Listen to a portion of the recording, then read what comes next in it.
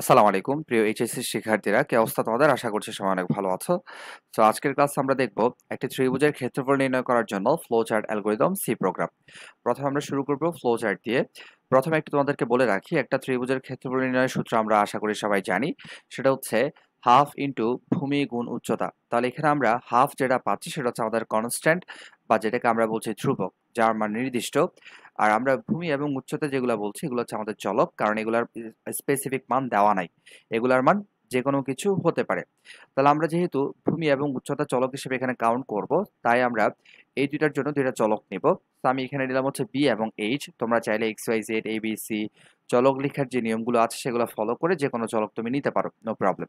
তাহলে আমরা ফ্লো চার্টটা আগে শুরু করি। তাহলে আমরা প্রথমে শুরু করলাম, শুরু করার জন্য ডিম্বাকৃতির চিহ্নটা আমরা ব্যবহার করে থাকি। এখানে আমি লিখলাম স্টার্ট, তোমরা চাইলে বাংলায় লিখতে পারো, নো প্রবলেম। এরপর আমরা অ্যারো চিহ্ন দিয়ে স্টারের পরে যেটা করি তা হচ্ছে ইনপুট নেওয়া। তাহলে আমাদের ইনপুট হচ্ছে দুইটা, একটা হচ্ছে ভূমি আর একটা হচ্ছে উচ্চতা। তাহলে আমি ইনপুট নিলাম হচ্ছে বি এবং এইচ, একটা হচ্ছে ভূমি আর একটা হচ্ছে কি উচ্চতা। এরপর ইনপুট নেওয়ার জন্য আমরা সামান্তরিক চিহ্ন ইউজ করে থাকি ফ্লো চার্টে। এরপর অ্যারো চিহ্ন দিয়ে আমরা এরপর কি করব, প্রসেস করব। তাহলে আমাদের এখানে কি প্রসেস করব, আমাদের যে ক্ষেত্রফলটা সেটা বের করব।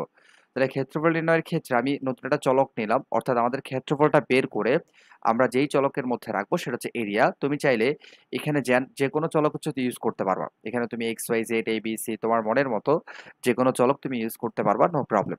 তাহলে আমরা এরিয়া ইকুয়াল লিখলাম হাফ ইন্টু ভূমি গুণ উচ্চতা। সো আমরা জানি যে সি প্রোগ্রামের ক্ষেত্রে আমাদের গুণের ক্ষেত্রে আমরা যে চিহ্নটা গণিতের ক্ষেত্রে ব্যবহার করে থাকি সাধারণ গণিতে, তা হচ্ছে ক্রস। বাট ওই চিহ্নটা সি প্রোগ্রামে ব্যবহার করা যাবে না। সি প্রোগ্রামে গুণের জন্য স্টার চিহ্নটা ইউজ করতে হবে। আবারও বলছি, সি প্রোগ্রামে গুণের জন্য স্টার চিহ্নটা ব্যবহার করতে হবে। এটা হচ্ছে সি প্রোগ্রাম, আমরা এভাবে করে ব্যবহার করব। এগুলো নিয়ে অলরেডি ক্লাস নেওয়া আছে আমার অপারেটরের, অর্থাৎ সি প্রোগ্রামের যে অপারেটরগুলো আছে সেগুলো নিয়ে যে ক্লাসগুলো নেওয়া হয়েছে সেগুলো তোমরা একটু দেখে নিও। এরপর এখানে আমি হাফ লিখছি, দেখো হাফ, 1/2। এটাও কিন্তু এখানে লিখলে ভুল আসবে, অর্থাৎ আমরা যখন সি প্রোগ্রাম করব তখন যদি আমি 1/2 লিখি তাহলে আমার প্রোগ্রামটা কাজ করবে না। এখানে আমরা 1/2 এর পরিবর্তে লিখব 0। কেন এটা বলছি আমি, দেখো 1/2, অর্থাৎ আমরা সি প্রোগ্রামে স্ল্যাশ চিহ্নটা ব্যবহার করি ভাগফল নির্ণয়ের জন্য। দেখো 1 দিয়ে 2 কে ভাগ করলে আমাদের মান আসবে 0.5, তাই না? তাহলে 0.5 মানে হচ্ছে আমাদের ভাগফল 0, আর 0.5 হচ্ছে আমাদের ভাগশেষ, মানে যেটাকে আমরা বলছি ভগ্নাংশ। তাহলে আমরা এই চিহ্নটা যদি ইউজ করি সেক্ষেত্রে আমরা শুধুমাত্র ভাগফল পাই, ভাগশেষ কখনো পাবো না। তো আমি যদি এভাবে করে লিখি আমার প্রোগ্রামে এরর আসবে। তাই আমি 1/2 এর পরিবর্তে লিখব 0.5। আবারও বলছি, আমরা 1/2 না লিখে লিখব 0.5, ঠিক আছে? তাহলে আমাদের এখানে একটু কারেকশন করতে হবে, তা হচ্ছে area equal 0.5 into B into H. তাহলে ইন্টুর পরিবর্তে আমরা এই যে স্টার চিহ্নটা সি প্রোগ্রামে সবসময় ব্যবহার করব। তাহলে এটা ক্যালকুলেট করে আমাদের যেই চলকের মধ্যে রাখা হবে সেটা হচ্ছে এরিয়া চলকের মধ্যে। তুমি চাইলে এটার মান যে কোনো কিছু দিতে পারো। তাহলে প্রসেস করার কাজ শেষ। প্রসেস করার জন্য আমরা আয়তক্ষেত্র চিত্রটা ব্যবহার করে থাকি। এরপরের কাজ হচ্ছে আমাদের আমাদের মানটা প্রিন্ট করে দেওয়া। তাহলে আমরা এখানে লিখলাম প্রিন্ট এরিয়া। আউটপুটের জন্য আমরা সামান্তরিক চিহ্নটা ইউজ করব, ইনপুটের জন্য সামান্তরিক চিহ্ন ইউজ করব। এবার আমরা প্রিন্ট এরিয়া, তুমি লিখতে পারো আউটপুট এরিয়া, তোমার ইচ্ছা। এরপর প্রোগ্রামটা আমরা শেষ করলাম স্টপ দিয়ে। ইনপুট আউটপুট সরি ওই যে স্টার্ট এবং তোমার কি স্টপের জন্য আমরা ডিম্বাকৃতির চিহ্ন ইউজ করে থাকি, আর ইনপুট আউটপুটের জন্য হচ্ছে সামান্তরিক চিহ্ন ইউজ করে থাকি। এখন জাস্ট আমরা সিম্পলি দেখে দেখে হচ্ছে অ্যালগরিদমটা লিখে ফেলবো। প্রথম হচ্ছে প্রোগ্রাম শুরু করি, তারপর বি এবং এইচ এর মান ইনপুট নিই। তারপর আমরা প্রসেসের যে লাইনটা লিখলাম সেই লাইনটা লিখে জাস্ট লিখবো নির্ণয় করি। এখানে শুধুমাত্র যে লাইনটা লিখবা তোমরা হুবহু কপি পেস্ট করবা, তারপর লিখবা নির্ণয় করি। এরপর আমরা এরিয়া এর মান ছাপাই, অর্থাৎ আমরা যে আউটপুট দেখালাম সেটা এখানে লিখে দিবা। তোমরা চাইলে লিখতে পারো যে এরিয়া এর মান প্রদর্শন করি, অথবা এরিয়া এর মান প্রিন্ট করি, এটাও লেখা যাবে। তারপর আমরা প্রোগ্রাম শেষ করি। তাহলে আমরা ফ্লো চার্ট দেখলাম, অ্যালগরিদম দেখলাম। অবশ্যই তোমরা এগুলো খাতায় লিখবে। যদি খাতায় না লিখো সেক্ষেত্রে দেখবা এটা এত ইফেক্টিভ হবে না, অর্থাৎ তোমার মনে থাকবে না। অলরাইট, তাহলে আমরা এখন মূল যে সি প্রোগ্রামটা সেটা এখন আমরা দেখব।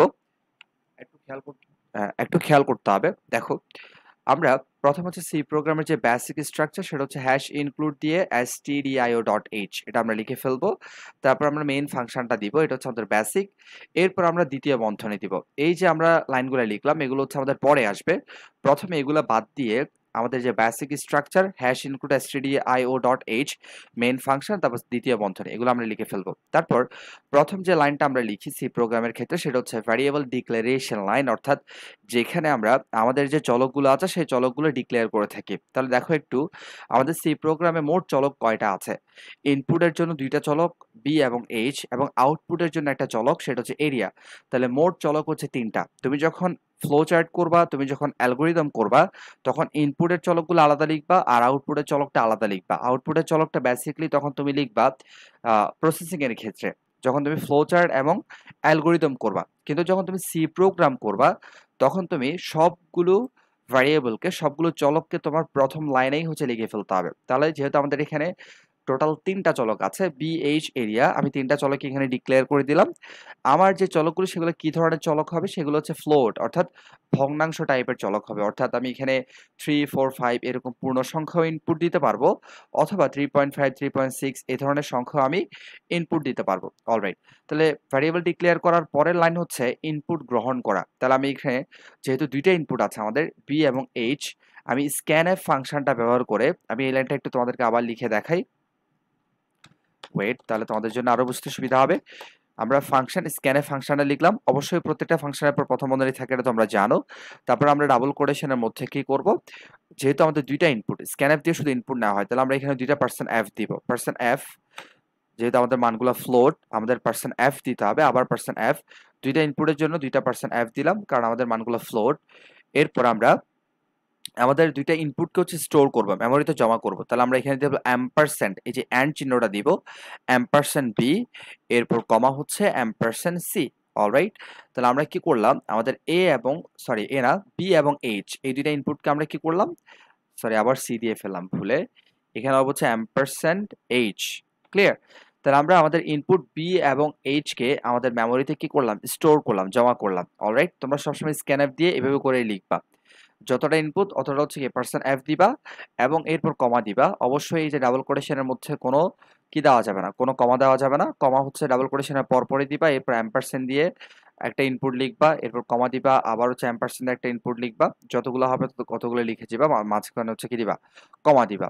এরপর আমরা কি করলাম, আমাদের মানটা প্রসেস করব, ইনপুট নেওয়ার পর হচ্ছে প্রসেস করা। তাহলে প্রসেসের ক্ষেত্রে আমি লিখলাম এরিয়া ইকুয়াল, এই যে দেখো 0.5 লিখছি আমি এখানে, ওখানে কিন্তু হাফ ছিল, ওটা তোমরা কারেকশন করে নিবা।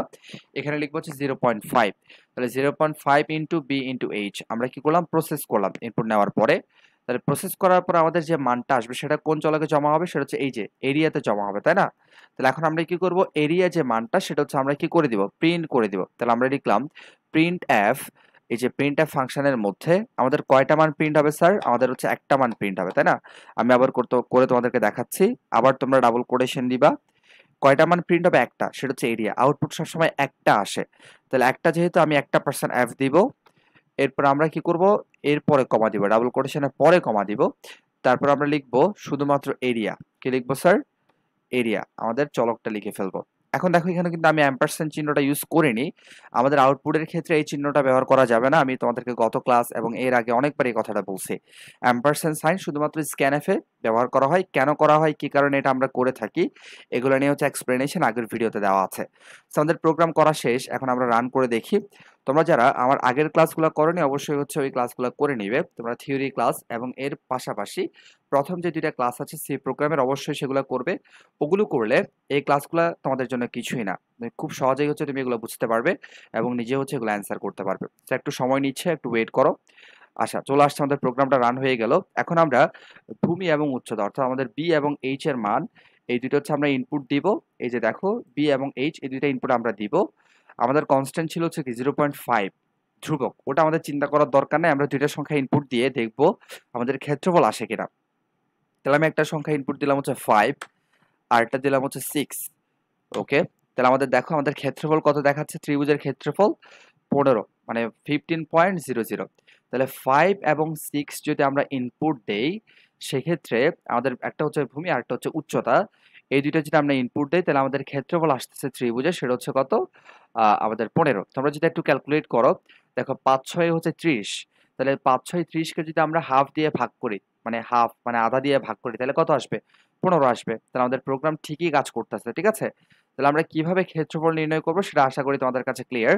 তোমরা অবশ্যই এগুলা খাতায় নোট করে নিবে। নোট করে বাসায় প্র্যাকটিস করবে ইনশাআল্লাহ। প্রোগ্রাম একদম সহজ মনে হবে তোমাদের কাছে, কোনো ব্যাপার না। তো যারা আগের ক্লাসগুলা করোনি শুধুমাত্র এই ক্লাসটা করছো, তোমরা অবশ্যই আগের ক্লাসগুলা করে নিবে। তারপর হচ্ছে এই ক্লাসগুলা করলে তোমার জন্য একদম ইজি হয়ে যাবে। এবং যারা হচ্ছে আমার চ্যানেলে নতুন, অবশ্যই হচ্ছে চ্যানেলটা সাবস্ক্রাইব করে রাখবে এবং ফ্রেন্ডদেরকে শেয়ার করে রাখবে। পরবর্তী ক্লাস আবারও দেখা হবে। আল্লাহ হাফেজ। আসসালামু আলাইকুম।